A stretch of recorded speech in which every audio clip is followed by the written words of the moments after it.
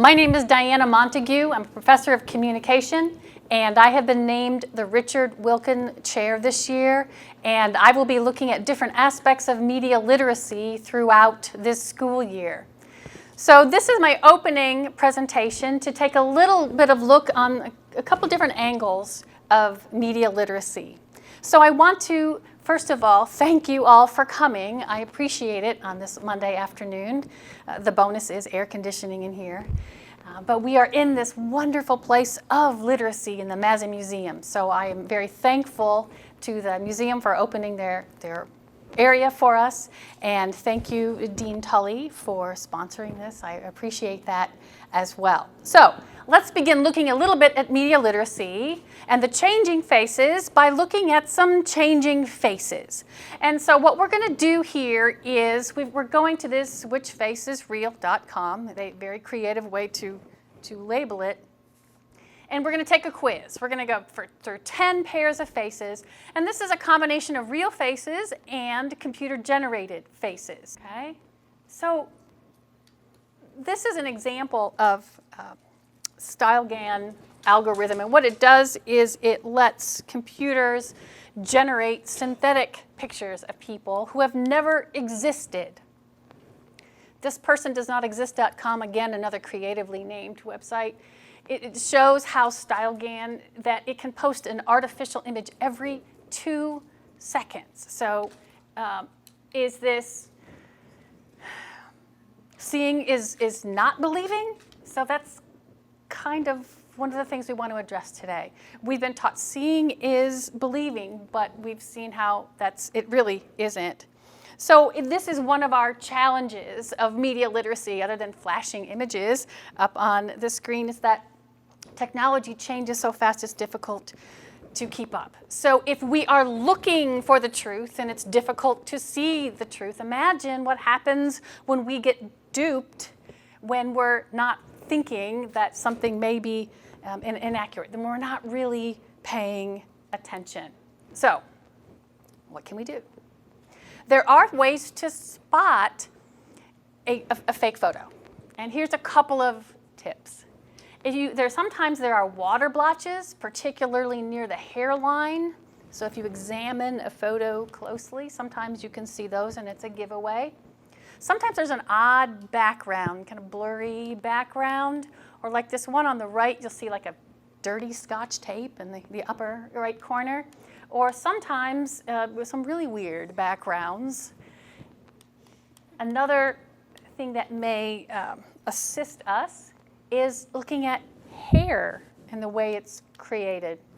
As you'll see on the left here, a couple of the strands of the hair are like coming right out of the forehead. They're not actually attached to the hair. Or sometimes when there's thick hair, the color is kind of troweled in rather than more delineated.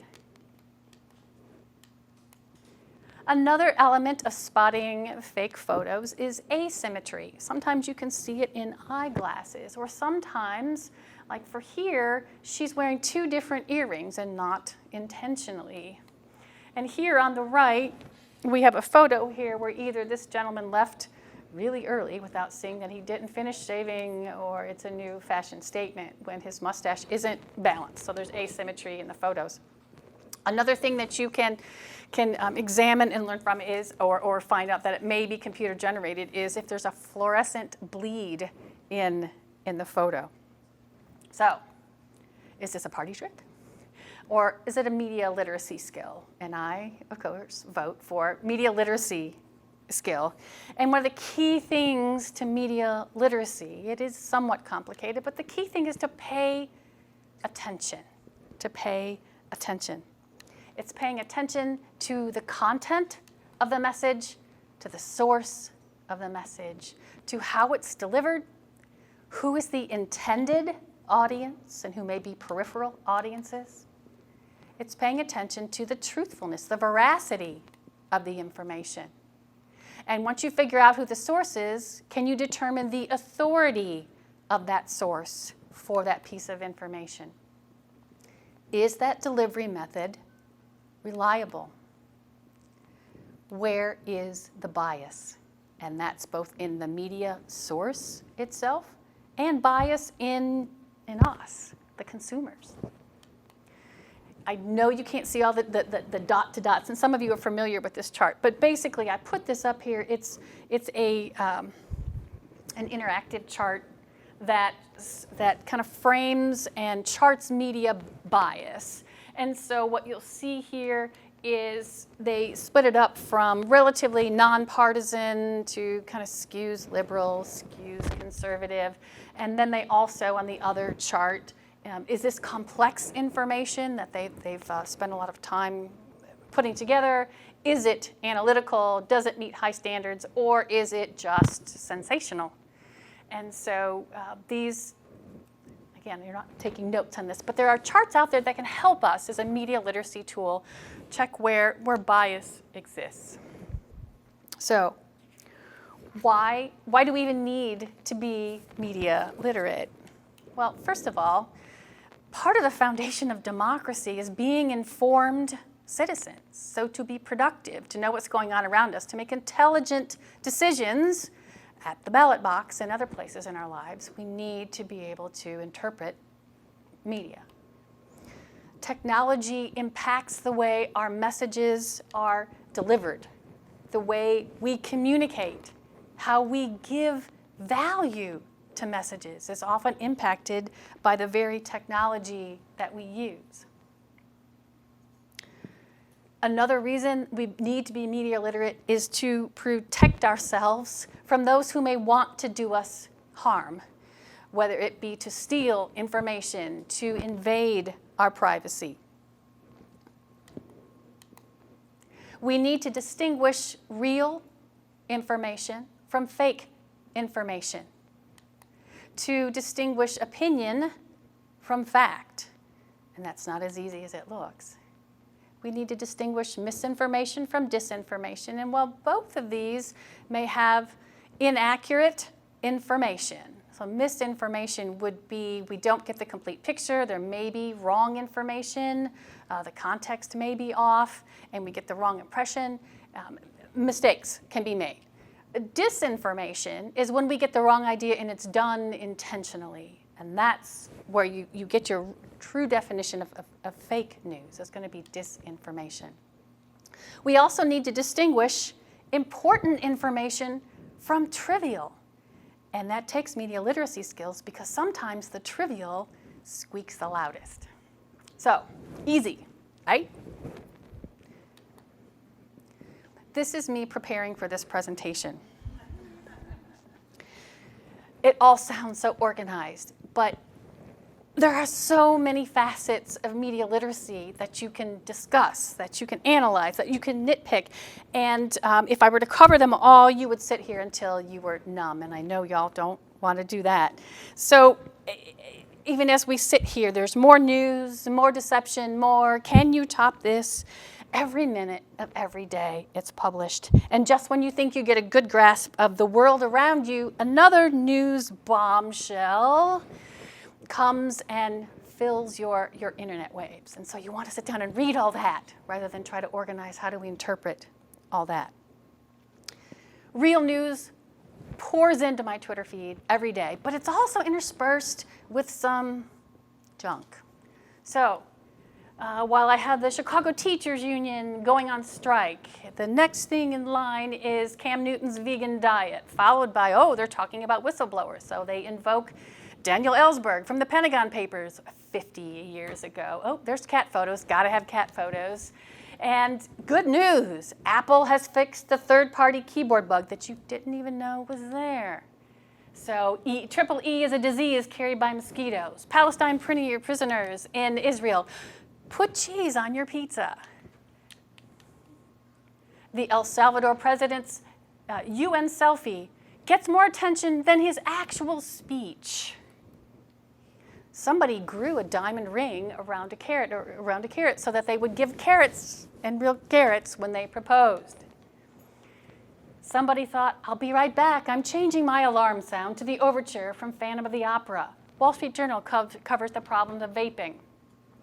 Mothers and parenting on lifehacker.com. More on what Nancy Pelosi is saying as an ad for naturally superior sleep. from ZQL. I hope you can see why this is how I feel. It overwhelms me to look at all of this. We live in anxious times. So that's why media literacy is particularly important. So, with the caveat that I cannot cover everything in 1 hour, so if you leave and say, why didn't you talk about this? I'm sorry, come to my office, we can chat. I can't cover every dark little corner of media literacy, and trust me, there are many. So this is what I would like to cover this afternoon. And for those of you who are in speech classes, remember you have your attention getter, and then you come to your main points. This is the main points part. I want to go over the history of some key media events and advancement. It's not a complete timeline, but there's some key things that happened that we can trace even from hundreds of years ago that have an impact now. I want to look at some of the changing technology's impact on our media literacy skills and on our privacy. And then I'd like to take a look at least a few tools that can improve our media literacy and maybe better protect our privacy while we're online. So we go back. It's like, oh my God, she's going all the way back to the 1400s. That's okay, we jump time. But I put the printing press up there because this was the original internet.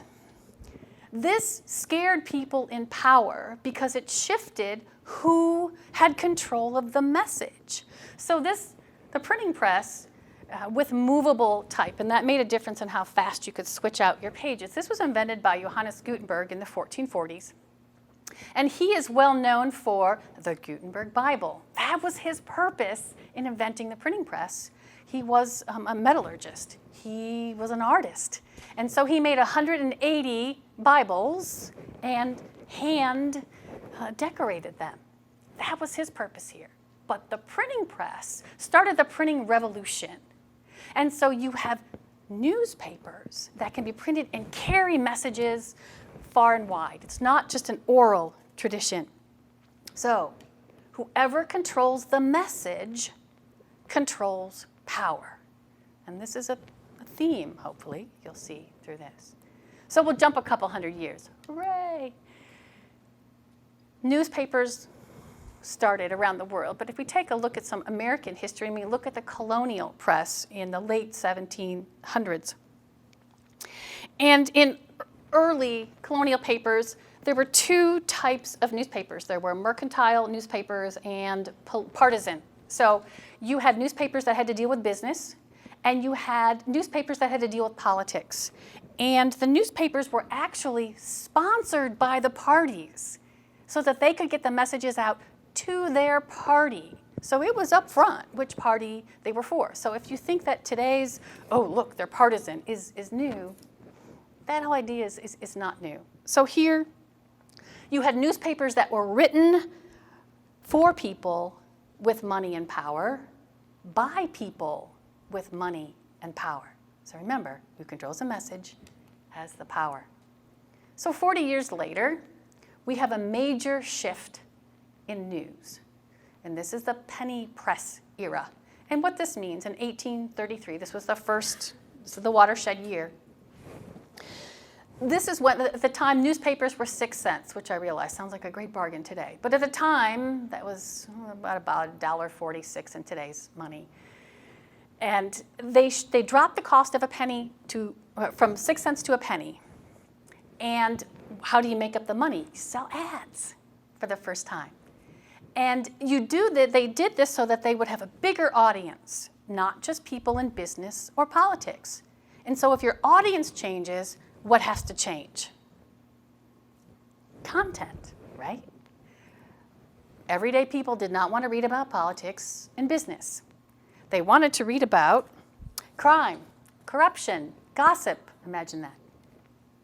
So now newspapers are written by people with money and power for people without money and power. So there's a shift. The other things that are going on at this time in culture is the Industrial Revolution. And so you have, and you need more literate people to be able to follow orders and deliver them, create them, follow directions. You have people, if they're working in factories, they have more expendable income. And this is before the movies, before television, so they could buy reading materials. You also have mandatory education coming into play. People had to go to school until the 3rd grade. So you've got people who can read more. And so there's a bigger audience for the penny papers. Jump ahead 40 years again, and this is the heyday of yellow journalism, sensational journalism. And we had Joseph Pulitzer, who later went on to have much more respectable publications, and the Pulitzer Awards were funded by him. And his battle with William Randolph Hearst in New York for the most readers. And in fact, these folks who made a lot of stories up and who relied on newsboys to sell their papers, sometimes they could be prone to violence to make sure that the other's message didn't get out. So we have newsboys selling papers. We also, from that era, get a great musical called Newsies, and this is where it's all originally based from. So yes, there's sensationalism going on aimed at the common person, but there was also good journalism, objective journalism, journalism that was designed for the betterment of the community. And so here are a couple of folks who were key journalists at the time, who were respectable. James Gordon Bennett Jr., he was the publisher of the New York Herald. He took over for his dad, and he was known for putting money into good news coverage. We live in an environment today when news organizations are cutting the number of reporters, which is not a good thing. He invested in more reporters to get better information. Horace Greeley, you may have heard his name connected with Go West, young man, and grow up with the country. But he also was a journalist.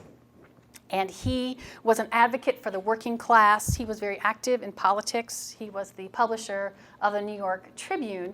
And I put him up here because what he did, he separated the opinion pages from the news pages. And you can see that in today's newspapers. But this was important to be able to distinguish the difference between, okay, I expect factual reporting and relatively unbiased as opposed to people's opinions.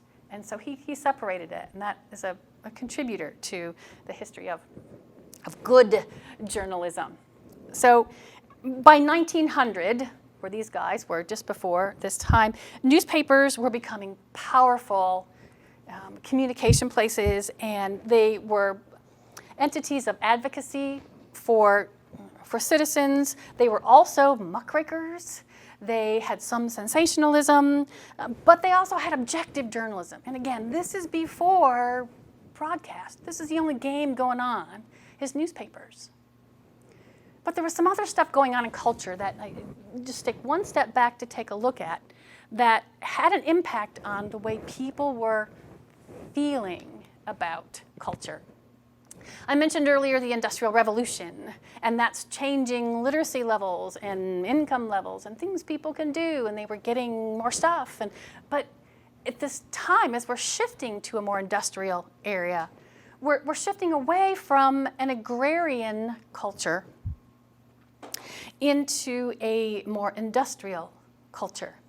And there's a book that I had in graduate school. Jackson Lears wrote a book titled No Place of Grace, and it's about anti-modernism at the turn of the 20th century. And what he notes in this book, in vocabulary that was even over my head in grad school, was how as we moved from a predominantly agrarian society to a predominantly industrial culture, we became anxious about that move. Because what controls our life when we're farming? The seasons and the sun. What controls our life when we go work in the industries? The time clock and whoever owns the factory. And so the sense of control over our lives starts to get lost. People did not like the time clocks. It's a shift in control over our own lives. And I bring this up because I think when this era is studied years from now, I think they'll take a look at how we moved from a culture that wasn't attached to our media and our devices to a culture that was. And I really think that there may be somebody's dissertation there on that, how that has this insidious anxiety level that comes with it. So that's my step back to what's going on in culture as all this stuff is going on in media. So in the early 1900s, again, before broadcast, people were reading multiple newspapers a day, which excites me to no end. Again, there was no competition for broadcast there. But then in the 1920s, again, we've got 20 years here, chunk of time, technology changes. And so it morphs the way we get our information. It morphs American journalism, and first with radio and then later television.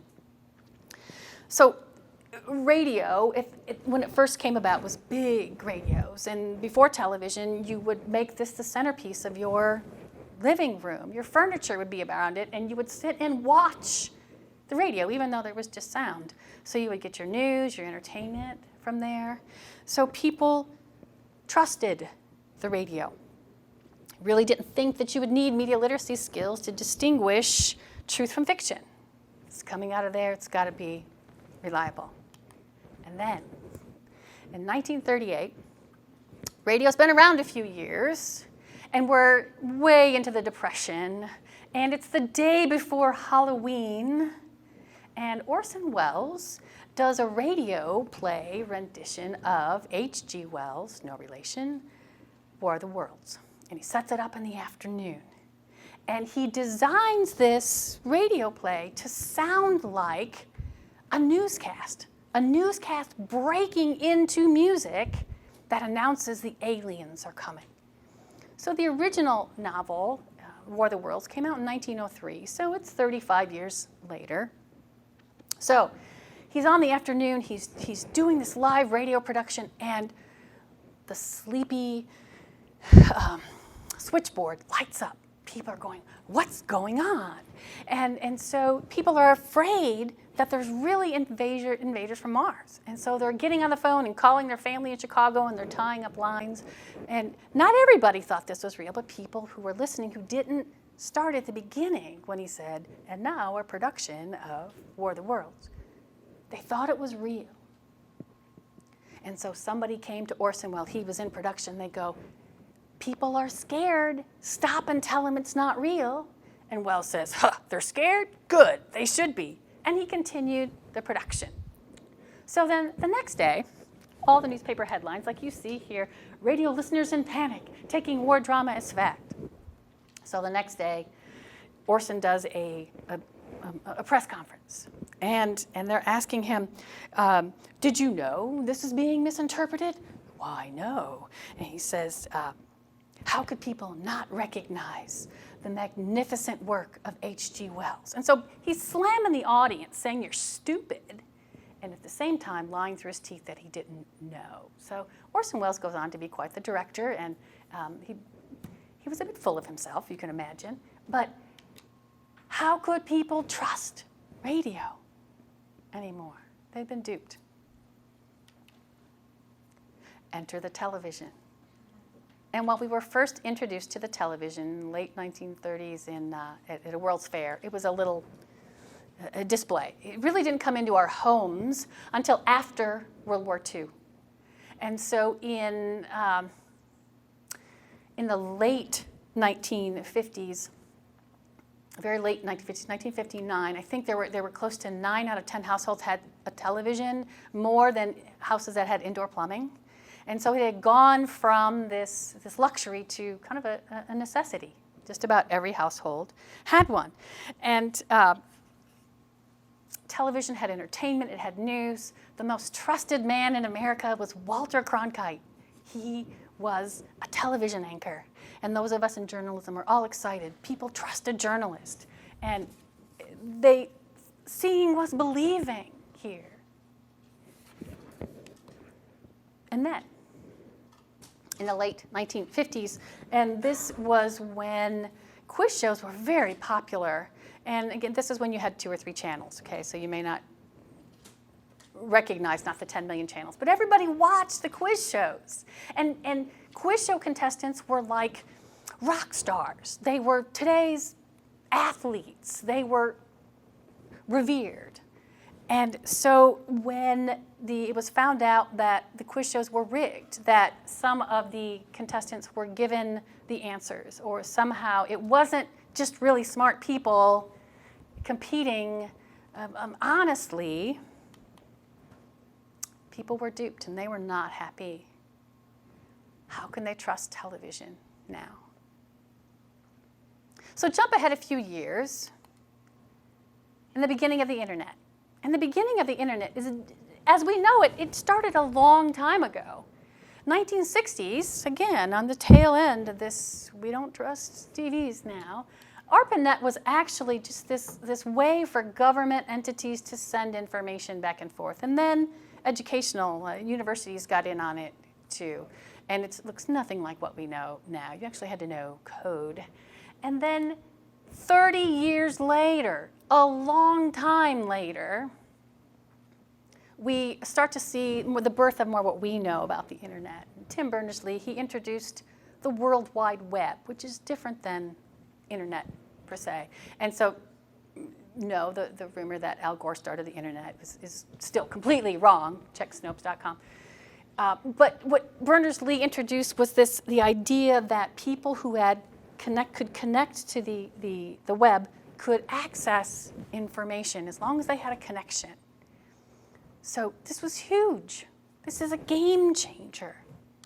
And then a year later, the government decides the web can have commercial purposes. And basically what that means is you can now have ads on the web. Imagine the internet without ads. Yeah, not much there, right? But before then, no ads. And so this changes. It changes the internet. Still early on. And I want to point out a piece of legislation that came into play. While it's not technology, it has an impact on us this day. And the Telecommunications Act of 1999. And it had a bunch of things in it, but a couple of things. It changed the number of stations that one conglomerate can own. And so it can limit voices. If they can own a lot of stations, and we see that happening now, it can change how many voices we have access to. And there was a piece of this called the Communication Decency Act, tucked into the Telecommunications Act. And there was a piece of basically what that act, the main thing was to try to control pornography. Of course, the internet goes live, what's the first thing that goes on? And so they tried to control who had access to it, and none too successful. But a piece of the Communication Decency Act that came into play was in Section 230, it declared that internet service providers were not publishers. They were not publishers. And why that's important. Publishers of information like newspapers or television stations, if there is some defamation on that entity, in that newspaper, on that newscast, the newspaper can be held liable, as well as whoever said the libel, we print libel, broadcast libel. But what this did was, and this is before social media, it allowed, Yahoo was really big at the time, and like AOL was big at the time. That allowed them to not be responsible if people put stuff up on there that was harmful. So AOL is not responsible.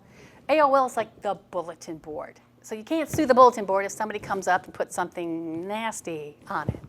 And the reason the government did that was this was the infancy of the internet, and they didn't want it to fail. And they thought, boy, if we make the providers of internet services liable, if we call them publishers, then that's going to quash the growth of the internet. So this whole idea of not being a publisher is going to come into play soon after when social media is born. Again, social media wasn't around when that government piece went into play. So, 2003, MySpace is born. This was the largest social networking site from 2005 to 2008. Facebook, now ubiquitous, began in 2004 by Mark Zuckerberg and a couple of his buddies. And basically what Facebook started as was kind of a directory of photos of the people on campus, particularly the women. It was like, do you want to see if you want to date them or not? And it wasn't like Tinder yet, but it was just for Harvard people, and only accessible to Harvard folks. Today, there are 2.2 billion people on Facebook. And Facebook itself, we could talk about that forever, and media literacy issues, on ethical issues, on legal issues.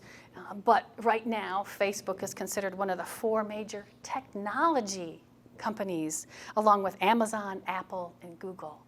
So look where it started, and that really, it's only 15 years, and for some of you that may be a long time. But since the printing press, that's not very long. Quickly, we see other social media coming. Twitter, again, my nemesis, 2006, 2 years after Facebook. As of last year, Twitter had more than 321 million active users. Instagram, which is now owned by the behemoth Facebook, launched in 2010. It's a photo and video sharing social network. And then Snapchat, which is a little more recent, a handful of years ago. And this is designed to have your messages dissolve, right, within 24 hours. That doesn't mean they're going away. So Snapchat, as of last February, or a year ago February, had 187 million daily active users. So that's the timeline, kind of all the stuff I just went through. And I can't even fit the printing press on it. It's so long ago. But our most recent, within just a couple of years, are all the social media. So what difference does that make? Who controls the message? Who has the power?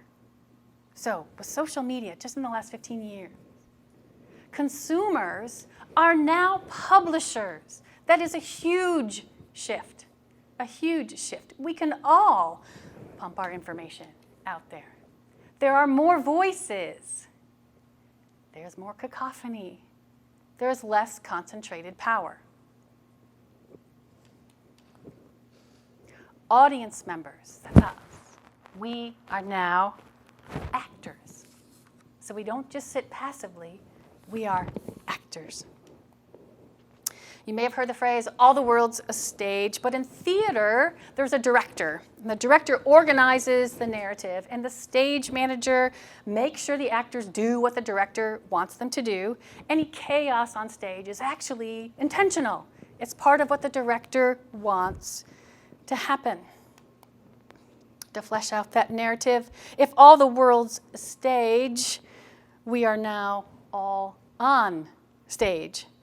Social media has relieved the director of his or her responsibilities, and the stage manager doesn't have anything to do anymore.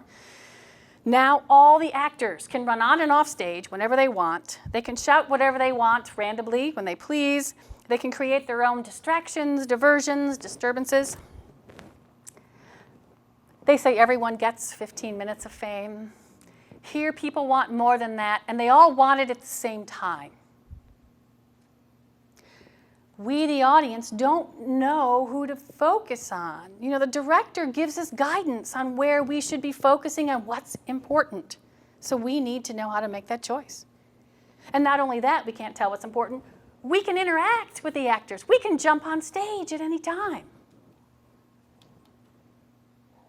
So there's little order in this world of information on stage. And now, all those private thoughts that previously were limited to people's heads, and all those voices that were previously limited to coffee clutches and bar stools and kitchen tables and fence posts, now they're pushed out onto the world stage. There are countless simultaneous narratives and just random thoughts, like I'm going to switch my song to the Phantom of the Opera. There's no distinct curator of value or impact of the messages. And so that direct line of who controls the message is gone. And it happened quickly. That development of technology over time, if things develop slowly, people have an opportunity to adapt to change. We've just kind of been thrown in the deep end with social media. So, is technology hero or villain?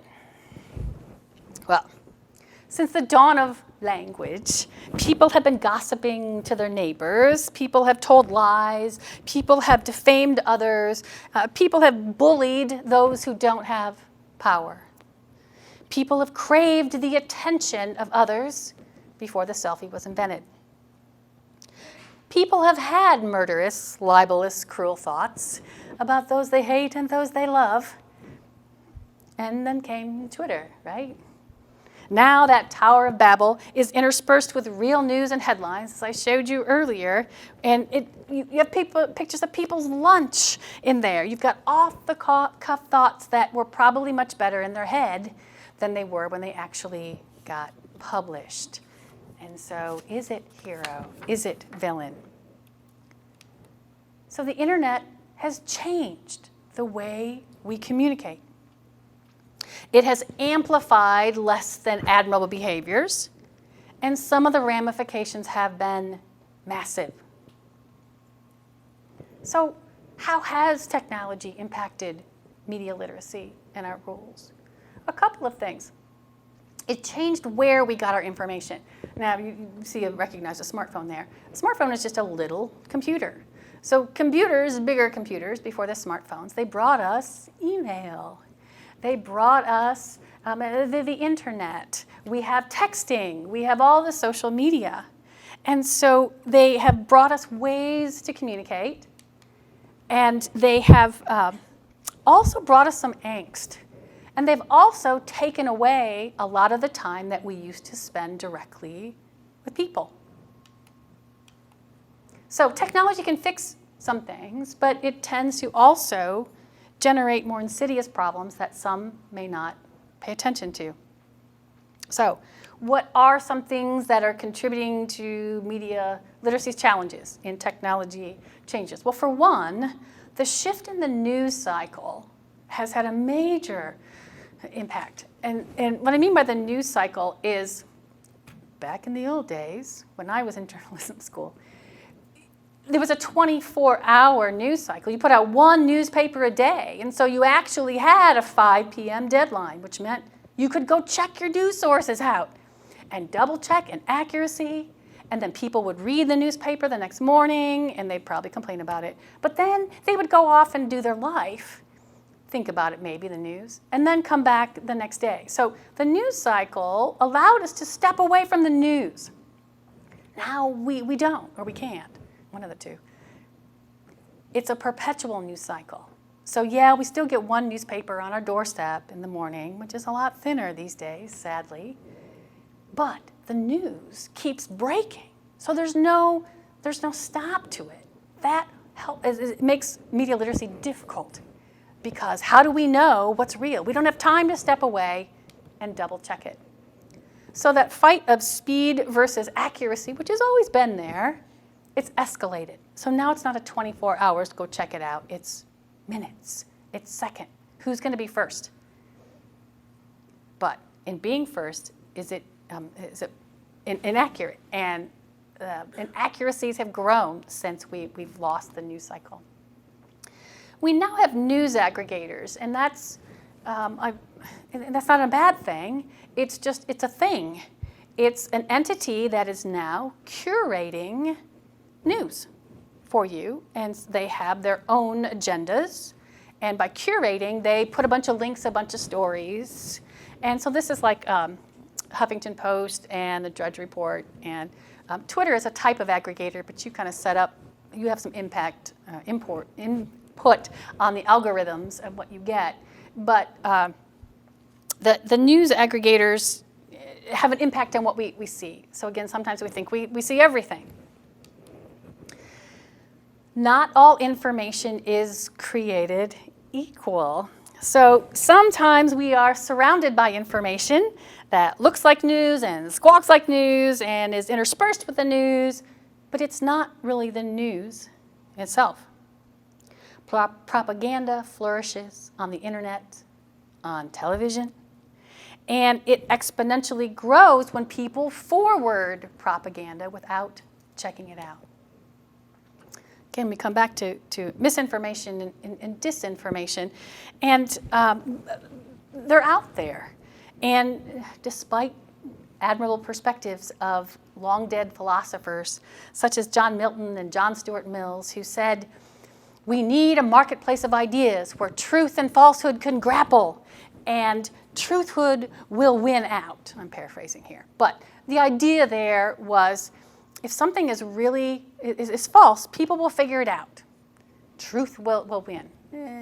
As we can see, that doesn't always work today. So, a challenge, we have too much information. We content bid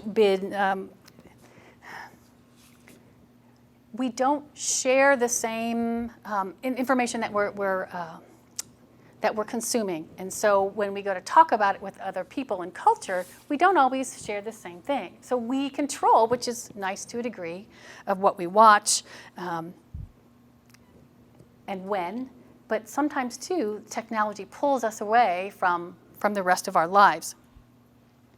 We can't always tell the difference between news and opinion. We don't have it all separated for us anymore like we did in earlier newspapers. And so we don't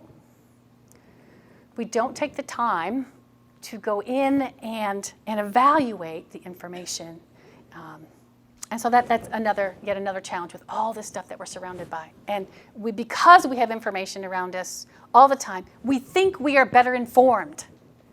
But what happens sometimes is the internet and social media make it easy to select stuff that only supports what we already agree with, confirmation bias.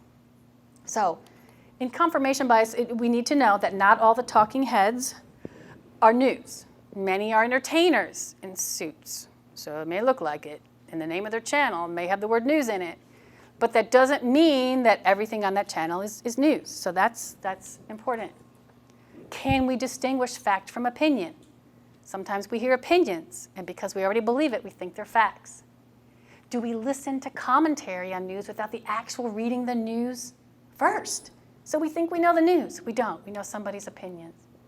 I want to play this short video for you on disinformation. And this was about the video clip of Nancy Pelosi that had been altered and then sent around the world by millions of people. So here's a little bit of background on that disinformation, how technology impacted it. We saw this week that it may not take cutting-edge technology to achieve a similar goal. Amid his feud with Nancy Pelosi, President Trump tweeted out a video of the House Speaker that was edited to make her appear to stammer during a news conference. That was followed by a second altered video of Pelosi that made the rounds on social media. Jeff Pegues has that part of the story. Since we took Here is the real video of House Speaker Nancy Pelosi.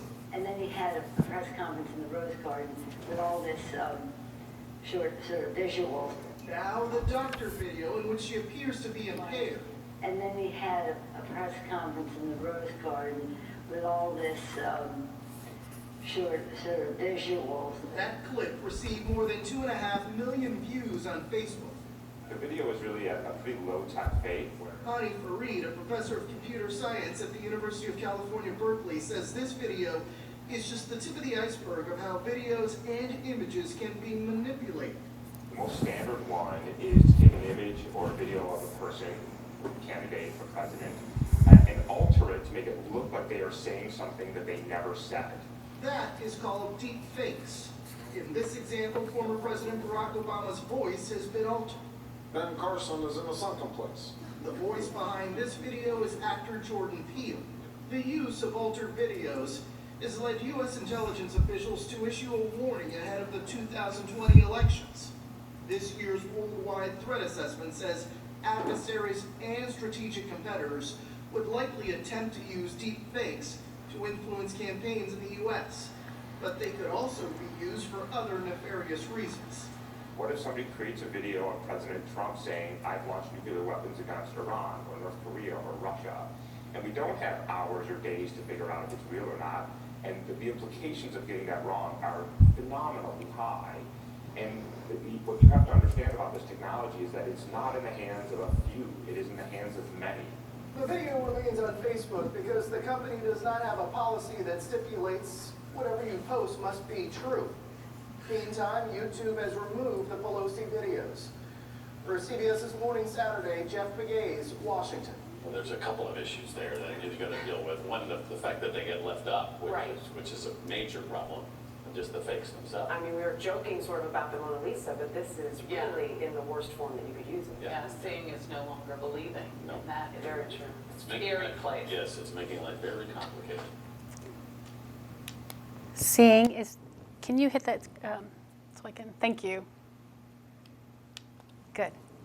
So, did confirmation bias contribute to the massive distribution, that 2-point-some million distribution of fakes? Perhaps. Is Facebook responsible for the damage to Pelosi's reputation? Go back to that Communication Decency Act. Facebook's not considered liable. She's also a public figure, but that's a whole nother game. So understanding technology's capabilities can help us build media literacy skills to interpret information, but also to protect ourselves. So my last point here is on what can we do to protect ourselves, being media literate, to protect our privacy, for one thing. Some things in culture aren't new. There have always been scammers, there have been liars, bullies, deceivers. But while human nature is, and the dark side isn't new, technology is. And so you may have seen some of these deceptive things on technology, the Nigerian prince who says that you've inherited millions of dollars, or the email that says you've won lottery winnings if you only send us a check for $49.95 to access them. So phishing emails, clickbait gets us in there, so kind of the bait and switch ads. Online fun quizzes that people take and surveys. So this is BuzzFeed is famous for these. So spend the day eating McDonald's and we'll tell you how dateable you are. It's a little quiz. Or, answer these questions and we'll tell you what Harry Potter character you are.